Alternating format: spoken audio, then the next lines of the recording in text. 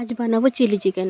তো এখানে চিকেনগুলো আমি ধুয়ে পরিষ্কার করে নিয়ে নিয়েছি। এখানে একে একে দিয়ে দেবো ডিম, নুন, কাশ্মীরি রেড চিলি পাউডার, আদা রসুন কাঁচা লঙ্কা পেস্ট, সয়া সস, ভিনেগার আর দিয়ে দেবো গোলমরিচ গুঁড়ো।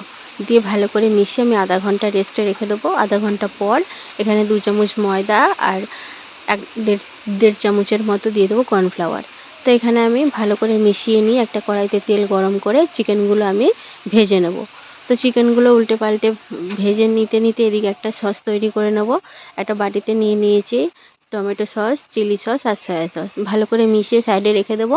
এদিকে পকোড়াগুলো হয়ে গেলে একটা পাত্রে নামিয়ে নেব। তো ওই কড়াইতে আমি একটু তেলটা কমিয়ে রেখে ওই তেলে দিয়ে দেবো আদা রসুন আর কাঁচা লঙ্কা কুচি দিয়ে দিয়েছি। এবার একটু ভাজা ভাজা করে আমি দিয়ে দেবো পেঁয়াজ কুচি আর ক্যাপসিকাম কুচি।